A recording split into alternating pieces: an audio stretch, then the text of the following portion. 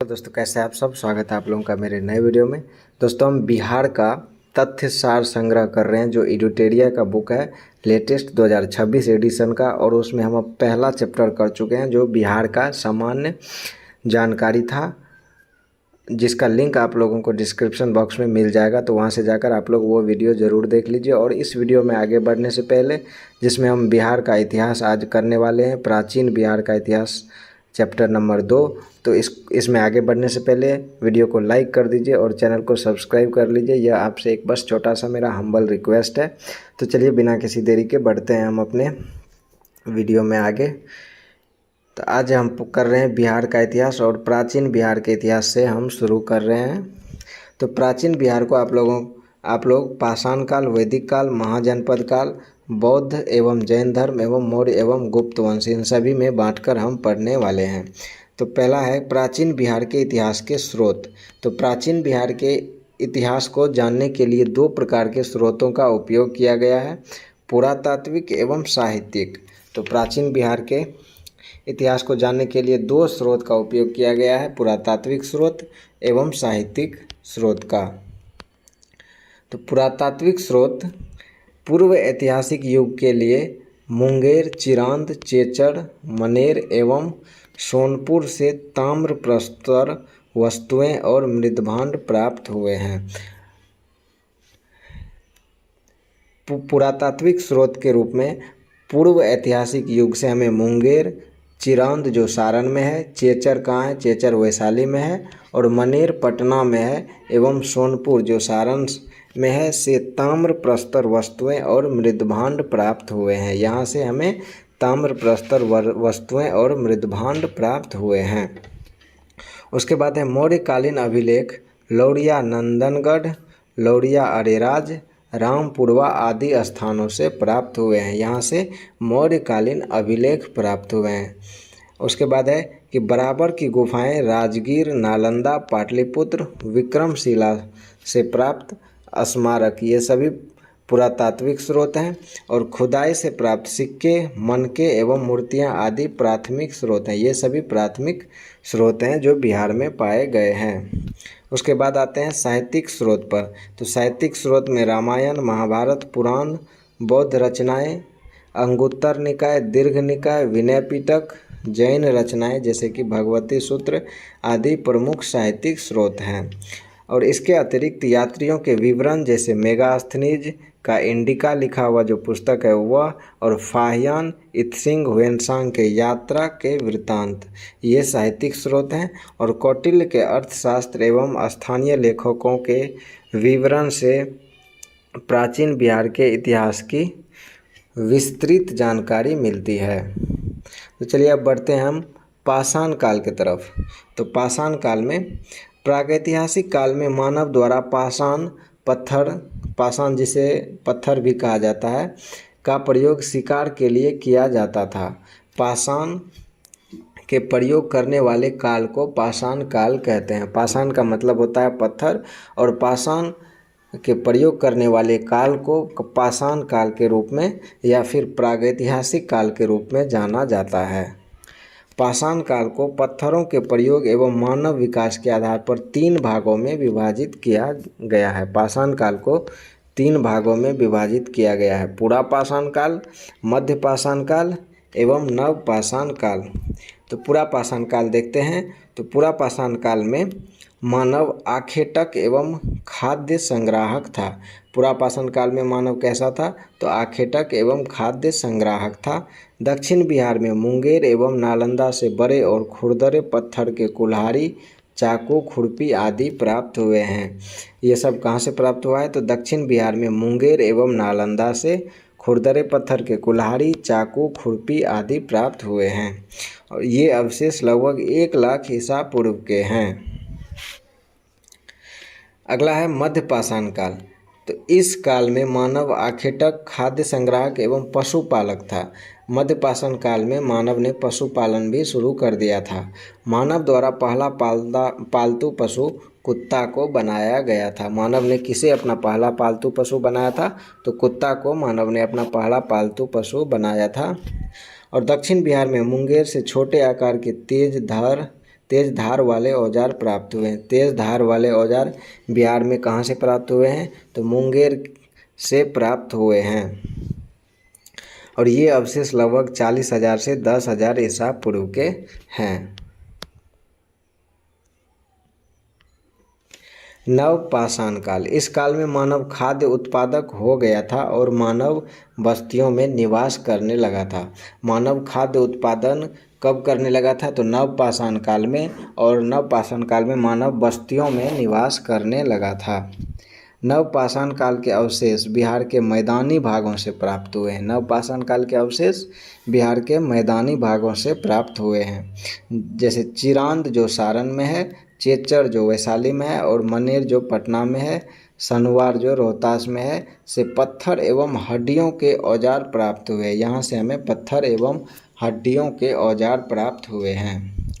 कैमूर की पहाड़ियों, नवादा और जमुई से गुफा चित्र प्राप्त हुए हैं। कैमूर की पहाड़ी, नवादा और जमुई से गुफा चित्र प्राप्त हुए हैं और ये अवशेष लगभग 2500 ईसा पूर्व के हैं। अगला है ताम्रपाषाण काल। चिरांद, सोनपुर, ताराडीह, चेचर, मनेर, सनवार आदि से ताम्रपाषाण काल के अवशेष मिले हैं। ताम्रपाषाण काल के अवशेष कहाँ कहाँ से मिले हैं? तो चिरांद, सोनपुर, ताराडीह, चेचर, मनेर और सनवार से। इस काल में पत्थर के औजार के अतिरिक्त ताम्र उपयोग के प्रमाण मिले हैं और ये अवशेष लगभग 1000 ईसा पूर्व के हैं। अगला है वैदिक काल। आर्यों द्वारा स्थापित सभ्यता को वैदिक सभ्यता कहा गया क्योंकि इस सभ्यता का इतिहास वेदों पर आधारित है, इसीलिए इसे वैदिक काल कहा गया। वैदिक सभ्यता को 2 वर्गों में विभाजित किया गया है। पूर्व वैदिक काल 1500 से 1000 ईसा पूर्व और उत्तर वैदिक काल 1000 से 600 ईसा पूर्व। तो पूर्व वैदिक काल या ऋग वैदिक सभ्यता का विस्तार बिहार क्षेत्र में नहीं था। पूर्व वैदिक काल को ऋग वैदिक सभ्यता भी कहा जाता है। पूर्व वैदिक काल को ऋग वैदिक सभ्यता भी कहा जाता है और इसका विस्तार बिहार में नहीं था। बिहार में उत्तर वैदिक काल में आर्यों का विस्तार गंडक नदी के तट तक बिहार के क्षेत्र में हुआ। उत्तर वैदिक काल में आर्यों का विस्तार बिहार के गंडक नदी के तट तक हुआ था और बिहार के भौगोलिक क्षेत्र की प्रथम चर्चा शतपथ ब्राह्मण, जो लगभग 800 ईसा पूर्व की रचना है, में मिलती है। बिहार के भौगोलिक क्षेत्र की प्रथम चर्चा कहाँ मिलती है? तो शतपथ ब्राह्मण में मिलती है। बिहार के भौगोलिक क्षेत्र की प्रथम चर्चा शतपथ ब्राह्मण में मिलती है और इसमें बिहार की चर्चा विदेह के रूप में की गई है, जो तिरहुत मिथिला क्षेत्र को दर्शाता है। शतपथ ब्राह्मण में बिहार की चर्चा किसके रूप में की गई है? तो विदेह के रूप में की गई है, जो तिरहुत मिथिला क्षेत्र को दर्शाता है। और ऋग्वेद में बिहार को कीकट एवं व्रात्य शब्द से संबोधित किया गया है। ऋग्वेद में बिहार को कीकट एवं व्रात्य शब्द से संबोधित किया गया है। वराह पुराण में कीकट को अपवित्र प्रदेश कहा गया है। वराह पुराण में कीकट को अपवित्र प्रदेश कहा गया है। उसके बाद आते हैं महाजनपद काल के बारे में पढ़ते हैं। प्रारंभ में छोटे छोटे कबीले राजनीतिक केंद्र होते थे। कबीलों के आकार में वृद्धि के कारण राजनीतिक उत्थान हुआ, जिससे कबीलों का विस्तार जन के रूप में, उसके बाद जनपद के रूप में तथा अंत में महाजनपदों के रूप में हुआ।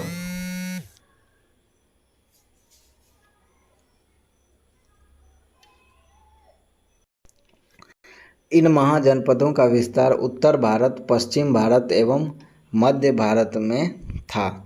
दक्षिण भारत में मात्र एक महाजनपद का प्रमाण मिलता है। यह महाजनपद ही भारत में राजनीतिक उत्थान का केंद्र बिंदु बना।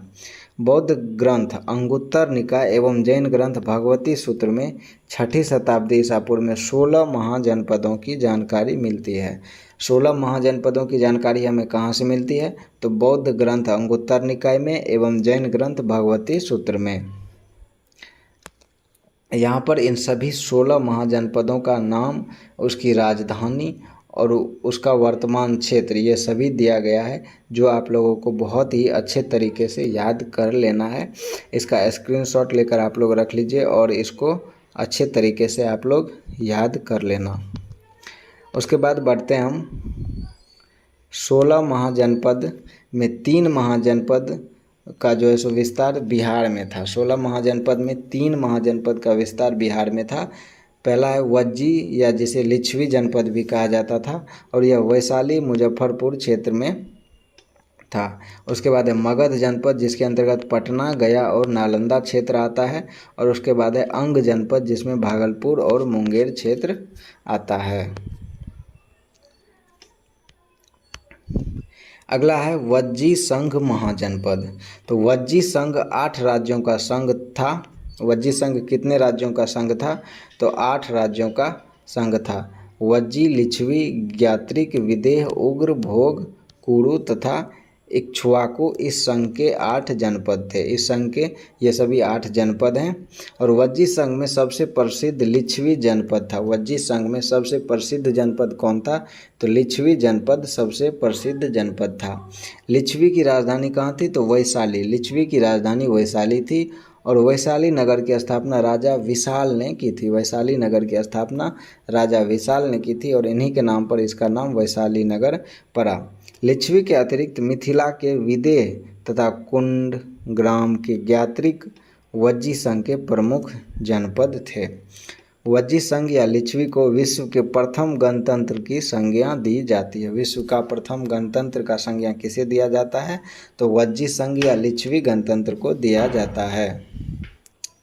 अगला है मगध महाजनपद। मगध राजनीतिक, आर्थिक एवं भौगोलिक कारणों से सभी महाजनपदों में सबसे अधिक शक्तिशाली था। मगध जो है सो राजनीतिक, आर्थिक एवं भौगोलिक कारणों से सभी महाजनपद में सबसे अधिक शक्तिशाली था। और मगध की प्रारंभिक राजधानी कहाँ थी? तो गिरिव्रज या राजगृह थी। मगध की प्रारंभिक राजधानी गिरिव्रज या राजगृह थी। यह 5 पहाड़ियों रत्नागिरी, सोनगिरी, विभागिरी, उदयगिरी एवं विपलाचल से घिरा नगर था। मगध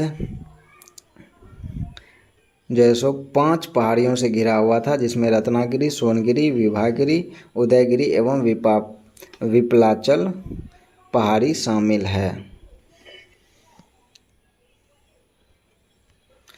मगध का विस्तार मुख्यतः पटना से गया क्षेत्र में था। मगध का विस्तार कहाँ से कहाँ था? तो पटना से गया क्षेत्र में मगध का विस्तार था। एवं मगध एवं अंग महाजनपद का वर्णन सर्वप्रथम अथर्ववेद में मिलता है। मगध और अंग महाजनपद का वर्णन सर्वप्रथम कहाँ मिलता है? तो अथर्ववेद में मिलता है। मगध एवं अंग महाजनपद का वर्णन सर्वप्रथम अथर्ववेद में मिलता है। उसके बाद है अंग महाजनपद। अंग महाजनपद का विस्तार भागलपुर एवं मुंगेर क्षेत्र में था। अंग महाजनपद कहाँ से कहाँ तक फैला था? तो भागलपुर एवं मुंगेर क्षेत्र में फैला था। अंग महाजनपद की राजधानी कहाँ थी? तो चंपा। अंग महाजनपद की राजधानी थी चंपा। और अंग के अंतिम शासक ब्रह्मदत्त को हराकर मगध शासक बिंबिसार ने अंग को मगध में मिला लिया था। मगध के अंतिम शासक कौन थे? अंग के अंतिम शासक कौन थे? तो ब्रह्मदत्त थे। अंग के अंतिम शासक ब्रह्मदत्त थे जिसको मगध शासक बिंबिसार ने हरा दिया था और अंग को मगध में मिला लिया था। अंग को मगध में किसने मिलाया? तो मगध शासक बिंबिसार ने। अंग को मगध में किसने मिलाया? तो मगध शासक बिंबिसार ने। मगध का उत्कर्ष एवं उसके राजवंश। तो मगध की स्थापना बृहद्रथ ने की थी। मगध की स्थापना किसने की थी? तो बृहद्रथ ने की थी। और बृहद्रथ का पुत्र जरासंध इस वंश का सबसे प्रसिद्ध शासक था। बृहद्रथ का पुत्र जरासंध मगध राजवंश का सबसे प्रसिद्ध शासक था। उसके बाद जरासंध को भीम ने द्वंद्व युद्ध में पराजित कर उसका वध किया था। इसका वर्णन महाभारत में मिलता है। बृहद्रथ वंश का अंतिम शासक रिपुंजय था। बृहद्रथ वंश का अंतिम शासक कौन था? तो रिपुंजय बृहद्रथ वंश का अंतिम शासक था। मगध के उत्कर्ष के कारण। तो मगध की प्रारंभिक राजधानी राजगृह जो 5 पहाड़ियों से घिरा हुआ एक सुरक्षित क्षेत्र था। यह पहला विशेषता है मगध के उत्कर्ष का। और मगध नदियों से घिरा हुआ प्रदेश था जहां उर्वर जलोढ़ मृदा उपलब्ध थी जो कृषि की दृष्टि से अनुकूल थी। मगध में नदियों के जाल के कारण सिंचाई एवं यातायात की सुविधा उपलब्ध थी। मगध के अंतर्गत छोटा नागपुर क्षेत्र खनिज संसाधन, वनों की लकड़ी और ताकतवर हाथियों से परिपूर्ण था। मगध के अंतर्गत खनिज संसाधन के लिए कौन सा क्षेत्र था? तो छोटा नागपुर।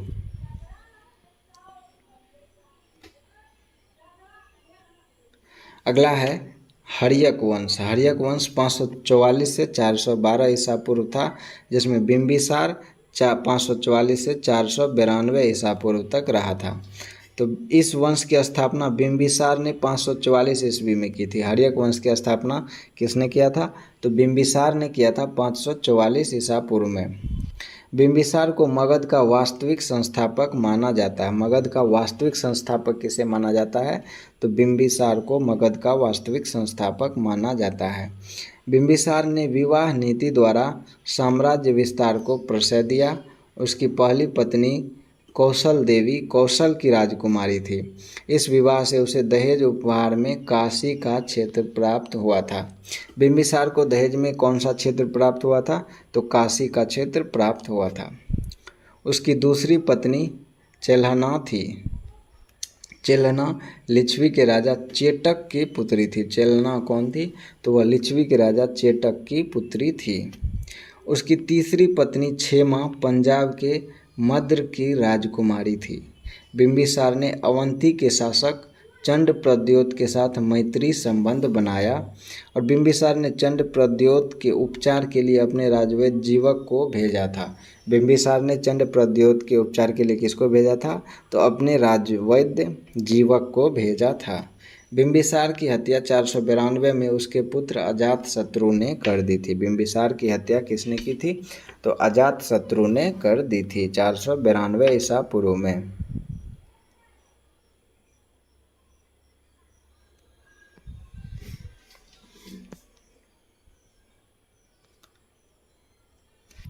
अब है अगला शासक अजातशत्रु 492 से 460 ईसा पूर्व तक। तो अजातशत्रु बिंबिसार के बाद हर्यक वंश का शासक बना और उसका वास्तविक नाम क्या था? तो अजातशत्रु का वास्तविक नाम था कुनिक। अजातशत्रु का वास्तविक नाम कुनिक था। बिंबिसार एवं कौशल देवी की मृत्यु के बाद कौशल के राजा प्रसेनजीत ने काशी वापस ले लिया, जिस कारण प्रसेनजीत का संघर्ष अजातशत्रु से हुआ। अंततः अजातशत्रु ने प्रसेनजीत को पराजित किया और काशी पर अधिकार कर लिया। बाद में अजातशत्रु का विवाह प्रसेनजीत की पुत्री वाजिरा से हो गया। अजातशत्रु ने वज्जी संघ एवं मल्लों को पराजित किया था। अजातशत्रु ने वज्जी संघ एवं मल्लों को भी पराजित किया था। अजातशत्रु प्रारंभ में जैन धर्म को मानता था, लेकिन बाद में उसने बौद्ध धर्म को अपना बना लिया। अजातशत्रु ने 483 ईसा पूर्व में राजगृह की सप्तपर्णी गुफा में प्रथम बौद्ध संगीति का आयोजन करवाया था। प्रथम बौद्ध संगीति का आयोजन किसके शासनकाल में हुआ था? तो अजातशत्रु के शासनकाल में। प्रथम बौद्ध संगीति का आयोजन 483 ईसा पूर्व में अजातशत्रु के शासनकाल में राजगृह की सप्तपर्णी गुफा में हुआ था।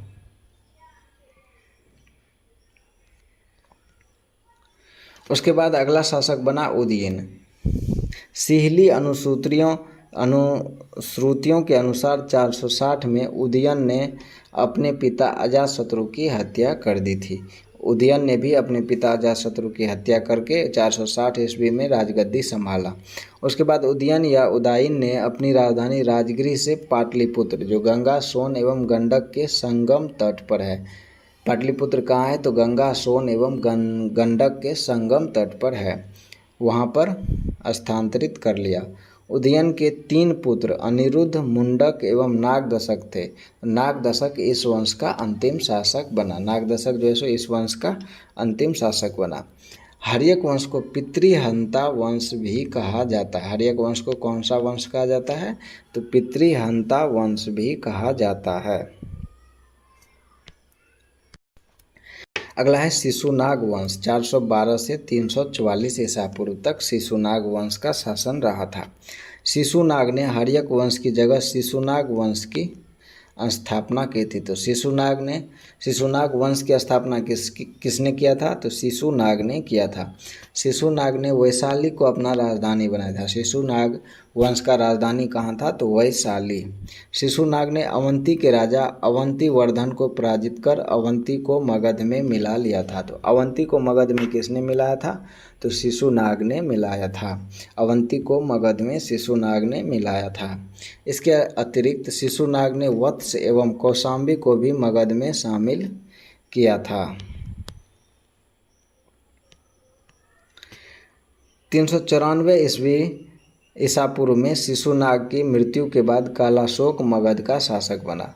शिशुनाग की मृत्यु के बाद अगला शासक कौन बना? तो कालाशोक अगला शासक बना और पुराणों में उसे काकवर्ण कहा जाता है। कालाशोक को पुराणों में काकवर्ण कहा गया है। कालाशोक के समय मगध की राजधानी पुनः पाटलिपुत्र हो गई थी। कालाशोक के समय मगध की राजधानी पुनः पाटलिपुत्र हो गई थी। कालाशोक ने 383 ईसा पूर्व में वैशाली में द्वितीय बौद्ध संगति का आयोजन कराया। वैशाली में द्वितीय बौद्ध संगति का आयोजन कब हुआ था? तो 383 ईसा पूर्व में हुआ था। और यह किसने करवाया था? तो कालाशोक ने करवाया था। कालाशोक की मृत्यु के बाद उसके 10 पुत्रों ने शासन चलाया और शिशुनाग वंश का अंतिम शासक नंदीवर्धन था। शिशुनाग वंश का अंतिम शासक कौन था? तो नंदीवर्धन शिशुनाग वंश का अंतिम शासक था। अगला है नंद वंश 344 से 321 ईसा पूर्व। महापद्मनंद ने 344 ईसा पूर्व में शिशुनाग वंश को समाप्त कर नंद वंश की स्थापना की। नंद वंश की स्थापना किसने किया था? तो महापद्मनंद ने किया था। महापद्मनंद ने एकराट अथवा एक छत्र की उपाधि धारण की थी। एकराट अथवा एक छत्र की उपाधि किसने धारण किया था? तो महापद्मनंद ने। पाली ग्रंथों में महापद्मनंद को उग्रसेन कहा गया है। पाली ग्रंथों में महापद्मनंद को उग्रसेन कहा गया है। पुराणों में उसे परशुराम का दूसरा अवतार बताया गया है। महापद्मनंद ने पांचाल, इक्ष्वाकु, काशी, अस्मक, कलिंग, मैथिल आदि राज्यों को पराजित कर मगध साम्राज्य का विस्तार किया। अब तक यानी कि 321 ईसा पूर्व तक के काल में मगध का सर्वाधिक विस्तार महापद्मनंद के समय में हुआ था। कलिंग पर विजय प्राप्त करने वाला प्रथम मगध शासक कौन था? तो सम्राट महापद्मनंद था। कलिंग पर विजय प्राप्त करने वाला प्रथम मगध शासक महापद्मनंद था। व्याकरण के महान विद्वान पाणिनि महापद्मनंद के समकालीन थे। पाणिनि किसके समकालीन थे? तो महापद्मनंद के समकालीन थे। इस वंश का अंतिम शासक घनानंद हुआ। नंद वंश का अंतिम शासक था घनानंद। घनानंद के समय ही यूनानी शासक सिकंदर ने भारत पर आक्रमण किया था। सिकंदर ने भारत पर आक्रमण किया था 326 ईसा पूर्व में और घनानंद के शासनकाल में। नंद वंश आर्थिक एवं सैन्य रूप से काफ़ी संपन्न था। मगध की सैन्य शक्ति के डर से ही सिकंदर की सेना ने व्यास नदी पार करने से इनकार कर दिया था। धनानंद ने अपने दरबार में विद्वान ब्राह्मण चाणक्य का अपमान किया था और चाणक्य ने चंद्रगुप्त मौर्य की सहायता से घनानंद की हत्या करवा दी और नंद के पतन के बाद चंद्रगुप्त मौर्य के नेतृत्व में मौर्य वंश की स्थापना हुई। तो मौर्य वंश की स्थापना कब हुई थी? तो मौर्य वंश की स्थापना हुई थी 321 ईसा पूर्व में और यह 184 ईसा पूर्व तक इसका शासनकाल रहा था। मौर्य वंश की स्थापना की थी चंद्रगुप्त मौर्य ने, जो 321 से 298 ईसा पूर्व तक शासक रहे। जस्टिन एवं एस्ट्रेबो ने चंद्रगुप्त मौर्य को सेंड्रोकोट्स कहा, जिसकी पुष्टि विलियम जोन्स ने भी की। चंद्रगुप्त मौर्य को सेंड्रोकोट्स किसने कहा था? तो एस्ट्रोबो एवं जस्टिन ने। सेंड्रोकोट्स चंद्रगुप्त मौर्य को किसने कहा था? तो जस्टिन एवं एस्ट्रोबो ने, और इसकी पुष्टि विलियम जोन्स ने भी की थी। प्लूटार्क एवं एरियन ने चंद्रगुप्त मौर्य को एंड्रोकोट्स कहा था। चंद्रगुप्त मौर्य को एंड्रोकोट्स किसने कहा था? तो प्लूटार्क एवं एरियन ने। सेंड्रोकोट्स कहा था जस्टिन एवं एस्ट्रोबो ने, और एंड्रोकोट्स कहा था प्लूटार्क एवं एरियन ने। चंद्रगुप्त मौर्य के गुरु चाणक्य थे और उनका वास्तविक नाम विष्णुगुप्त था। उन्हीं की सहायता से चंद्रगुप्त ने 321 ईसा पूर्व में मौर्य वंश की स्थापना की थी। चंद्रगुप्त मौर्य ने 305 ईसा पूर्व में सिकंदर के उत्तराधिकारी सेल्यूकस निकेटर के साथ युद्ध किया और युद्ध पश्चात हुई संधि में चंद्रगुप्त को काबुल, कांधार, मकरान एवं हेरात का क्षेत्र प्राप्त हुआ। बदले में चंद्रगुप्त ने सेल्यूकस को 500 हाथी का उपहार दिया था। युद्ध पश्चात चंद्रगुप्त मौर्य का विवाह यूनानी राजकुमारी हेलन कार्नेलिया या जो सेल्यूकस की पुत्री थी उससे हो गया था, और सेल्यूकस ने चंद्रगुप्त मौर्य के दरबार में राजदूत मेगास्थनीज को भेजा था। चंद्रगुप्त मौर्य के दरबार में मेगास्थनीज को किसने भेजा था? तो सेल्यूकस ने भेजा था।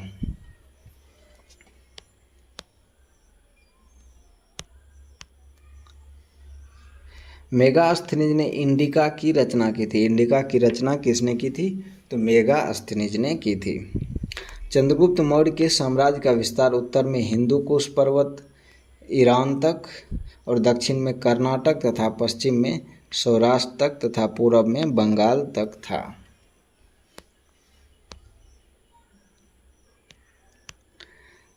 चंद्रगुप्त मौर्य के शासन के अंतिम वर्षों में मगध में 12 वर्षों का भीषण अकाल पड़ा और चंद्रगुप्त मौर्य अपनी राजगद्दी त्यागकर श्रवणबेलगोला में चंद्रगिरी पर्वत पर तपस्या करने चला गया।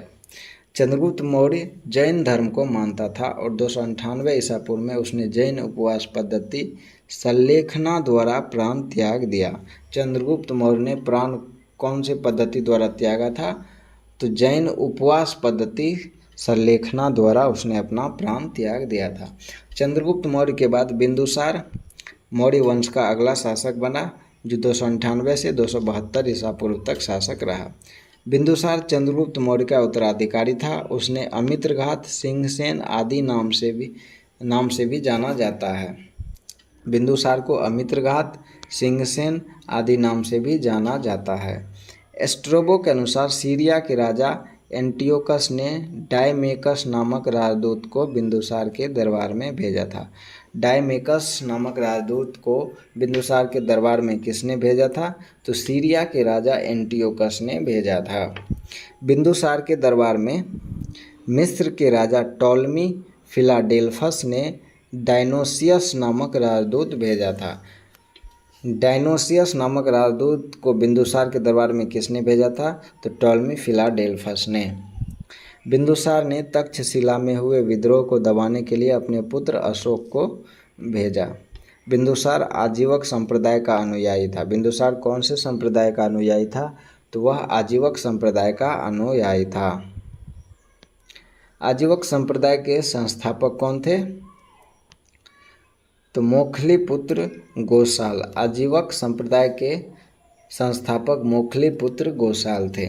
उसके बाद अगला शासक अशोक बना। बिंदुसार की मृत्यु के 4 वर्षों बाद अशोक मौर्य वंश की गद्दी पर बैठा। इससे पूर्व वह उज्जैन का राज्यपाल था। अशोक मौर्य वंश की गद्दी पर बैठने से पूर्व वह उज्जैन का राज्यपाल था। पुराणों में अशोक को अशोकवर्धन कहा गया है। मास्की एवं गुर्जरा के अतिरिक्त नेतुर तथा उद्गोलम के अभिलेख में अशोक नाम का उल्लेख मिलता है। अशोक नाम का उल्लेख कहाँ मिलता है? तो मास्की एवं गुर्जरा के अभिलेख में, और उसके अतिरिक्त नेतुर और उद्गोलम के अभिलेख में भी मिलता है। सिंहली अनुश्रुतियों के अनुसार अशोक ने अपने 99 भाइयों की हत्या कर गद्दी प्राप्त की थी। सिंहली अनुश्रुतियों के अनुसार अशोक ने अपने 99 भाइयों की हत्या करके गद्दी प्राप्त की थी। हालांकि अन्य स्रोतों से इसकी पुष्टि नहीं होती है। अशोक ने अपने शासन के 9वें वर्ष में कलिंग युद्ध किया था और कलिंग को मगध में सम्मिलित किया था।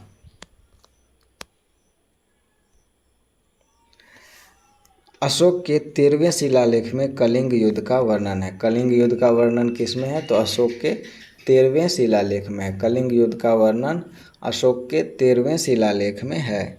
कलिंग युद्ध के बाद अशोक ने बौद्ध धर्म को अपनाया और उससे पूर्व वह शैव धर्म को मानता था। बौद्ध धर्म अपनाने से पहले अशोक कौन से धर्म को मानता था? तो वह शैव धर्म को मानता था। दिव्यावदान के अनुसार उपगुप्त ने अशोक को बौद्ध धर्म की दीक्षा दी थी। अशोक को बौद्ध धर्म की दीक्षा किसने दी थी? तो उपगुप्त ने दी थी। अशोक के शासनकाल में महत्वपूर्ण वर्ष, 9वें वर्ष में कलिंग युद्ध हुआ। अशोक के शासनकाल के 9वें वर्ष में कलिंग युद्ध हुआ और 10वें वर्ष में बोधगया की यात्रा उसने की और 12वें वर्ष में निगाली सागर की यात्रा की। 13वें वर्ष में धम्म का शिलालेख में अंकन किया। 14वें वर्ष में धम्म महामात्रों की नियुक्ति की। 20वें वर्ष में लुम्बिनी की यात्रा की। अशोक ने कर घटाकर 1/8 कर दिया था अपने 20वें वर्ष में। अशोक ने बौद्ध धर्म के प्रचार के लिए अपने पुत्र महेंद्र एवं पुत्री संघमित्रा को श्रीलंका भेजा था। अशोक ने बौद्ध धर्म की प्रचार के लिए अपने पुत्र महेंद्र एवं पुत्री संघमित्रा को कहाँ भेजा था? तो श्रीलंका भेजा था। अशोक ने तीसरी बौद्ध संगीति का आयोजन पाटलिपुत्र में करवाया था। तीसरी बौद्ध संगीति का आयोजन कहाँ हुआ था? तो पाटलिपुत्र में हुआ था और अशोक के शासनकाल में हुआ था। अशोक ने लगभग 37 वर्षों तक शासन किया। उसकी मृत्यु 232 ईसा पूर्व में हो गई। अशोक के बाद उसके 10 उत्तराधिकारियों ने शासन किया। ये उत्तराधिकारी कुणाल, बंधुपालित, इंद्रपालित, दशोन, दशरथ, संप्रति, शालीशुक, देववर्धन, देवधर्मन, शतधनुष एवं बृहद्रथ थे। मौर्य वंश का अंतिम शासक कौन था? तो मौर्य वंश का अंतिम शासक था बृहद्रथ। मौर्य वंश का शासनकाल 137 वर्षों का था। अगला है मौर्य प्रशासन। मौर्य काल में केंद्रीय प्रशासन की स्थापना की गई थी और इस व्यवस्था में राजा संपूर्ण व्यवस्था के शीर्ष पर होता था। राजा में प्रशासनिक, सैनिक एवं न्यायिक शक्ति निहित थी। मौर्य काल में साम्राज्य का विभाजन देश, उसके बाद फिर प्रांत और उसके बाद विषय और सबसे लास्ट में ग्राम में किया गया था। केंद्रीय प्रशासन में राजा के सहयोग के लिए अमात्य एवं तीर्थ होते थे। कौटिल्य के अनुसार प्रमुख तीर्थ अधिकारियों की संख्या 18 थी। राजस्व विभाग का प्रधान समाहर्ता कहलाता था और राजकीय कोषाध्यक्ष का प्रधान सन्निधाता कहलाता था और राजकीय कृषि विभाग का प्रधान शीताध्यक्ष कहलाता था और वाणिज्य विभाग का प्रधान पन्नाध्यक्ष कहलाता था। और महालेखागार अक्षपटलाध्यक्ष कहलाता था और सैन्य विभाग का अध्यक्ष सेनापति कहलाता था। कौटिल्य ने मौर्य शासन के संबंध में सप्तांग सिद्धांत दिया है। उनके अनुसार एक राज्य 7 परस्पर तत्वों पर निर्भर होता है जिसमें स्वामी, अमात्य, जनपद, दुर्ग, कोष, दंड और मित्र शामिल है। मौर्य काल की 4 प्रकार की सेना एवं उसके अध्यक्ष। पैदल सेना होती थी, घुड़सवार सेना होती थी, हाथी सेना और रथ सेना। मौर्य काल में 4 प्रकार की सेना होती थी जिसमें पैदल सेना के अध्यक्ष को पात्याध्यक्ष, घुड़सवार सेना को अश्वाध्यक्ष, हाथी सेना के अध्यक्ष को हस्त्याध्यक्ष और रथ सेना के अध्यक्ष को रथाध्यक्ष कहा जाता था। न्याय व्यवस्था राजा के अधीन थी, लेकिन राजा के बाद न्याय व्यवस्था न्यायाधीश द्वारा देखा जाता था। न्याय व्यवस्था 2 भागों में विभाजित थी।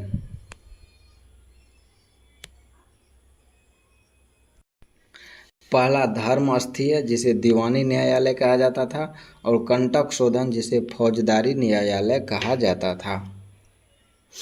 गुप्तचर व्यवस्था के अंतर्गत प्रमुख गुप्तचरों को गूढ़ पुरुष कहा जाता था। मौर्य काल में गुप्तचरों को क्या कहा जाता था? तो गूढ़ पुरुष कहा जाता था। अर्थशास्त्र में जासूसों को चर कहा गया। अर्थशास्त्र में जासूसों को चर कहा गया है। गुप्तचर व्यवस्था 2 प्रकार की थी। पहली थी संस्था, एक स्थान पर रहकर गुप्तचर कार्य करना जिसे संस्था कहलाया जाता था और घूम घूम कर गुप्तचर का कार्य करना संचार कहा जाता था।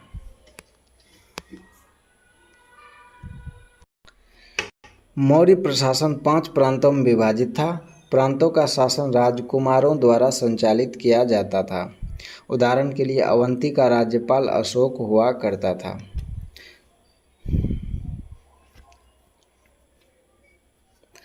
प्रांतों का विभाजन विषय के रूप में किया गया था। विषय का प्रधान विषयपति या प्रादेशिक कहलाता था।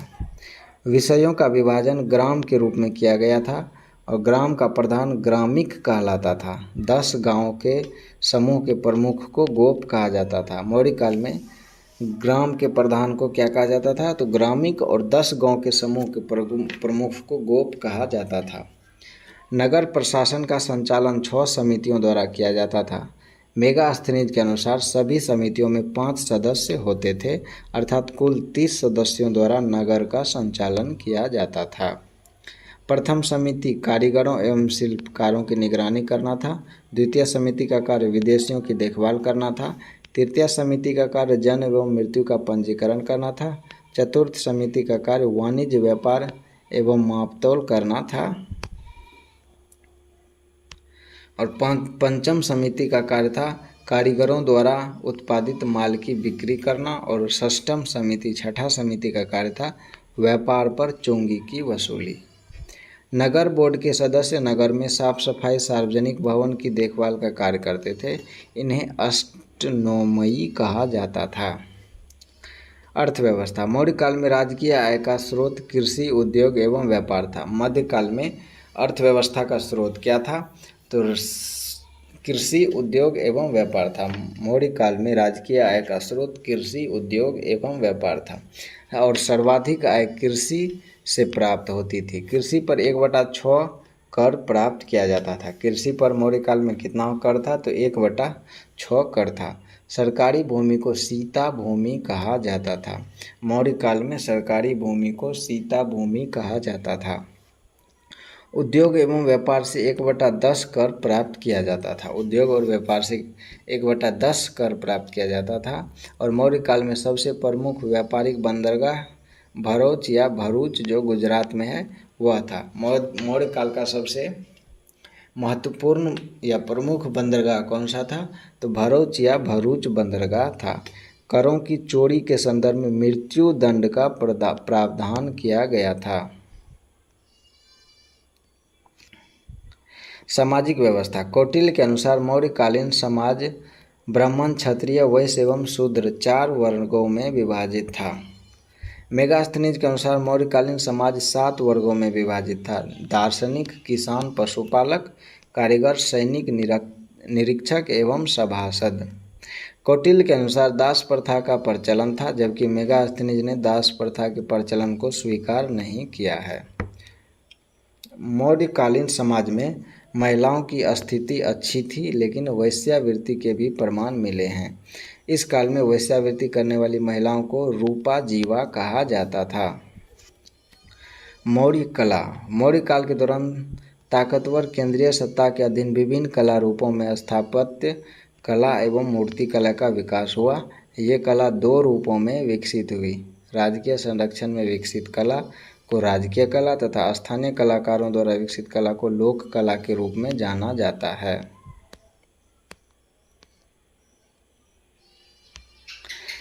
राजकीय कला के अंतर्गत स्थापत्य कला का विकास सर्वाधिक हुआ और स्थापत्य कला में राजप्रसाद, स्तंभ, स्तूप एवं गुहा विहार प्रमुख है। राजकीय कला के अंतर्गत मूर्ति कला में स्तंभों के ऊपर मूर्ति एवं स्वतंत्र रूप से निर्मित मूर्तियों के प्रमाण मिले हैं। लोक कला के रूप में यक्ष, यक्षिणियों की मूर्ति एवं जैन तीर्थकारों की मूर्ति मिली है। इन मूर्तियों का निर्माण बलुआ पत्थर से किया गया है। इसका प्रमुख उदाहरण दीदारगंज, पटना से प्राप्त चामर ग्राहनी यक्षिणी की मूर्ति है। इसके अतिरिक्त लोहानीपुर से जैन तीर्थकर की मूर्ति प्राप्त हुई है। तो दोस्तों, आज के लिए इतना ही रहने देते हैं। कल हम बौद्ध धर्म के आगे का करेंगे। तो अगर आप लोगों ने वीडियो को लास्ट तक देखा है तो आप लोगों का बहुत बहुत धन्यवाद, और वीडियो को लाइक कर दीजिए और चैनल को सब्सक्राइब कर लीजिए। मिलेंगे अगले वीडियो में। Thank you.